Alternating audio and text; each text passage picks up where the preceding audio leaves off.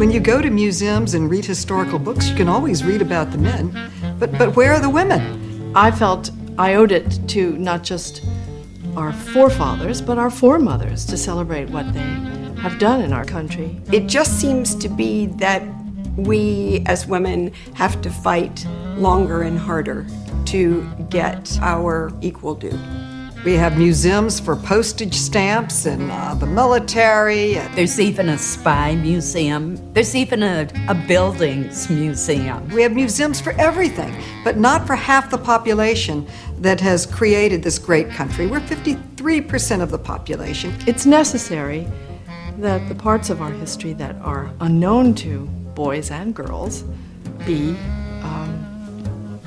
elevated, and a lot of that has to do with the fact that history until the 20th century was written by men, and so the history of women was not interesting to them.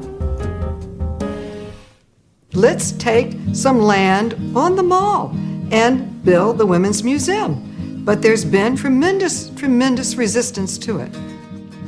Meryl Streep's support for the National Women's History Museum is absolutely critical. It brings prestige, it brings her star power, it brings her enthusiasm and her heart. So I wrote this letter, and I said, could you please help us? You know, this is why we need the National Women's History Museum. And 3 days later, it came back in FedEx, signed.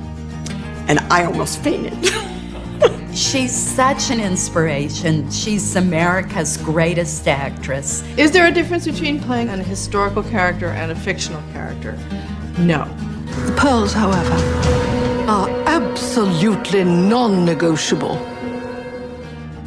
You probably have a responsibility to history to try to get it right, but you have a responsibility to a fictional character to get it as authentic as we possibly can. For her to commit of her personal time to this cause means so much to all of us, and it helps us keep going. It's one thing to take on us, but to take on Meryl Streep is a whole different thing.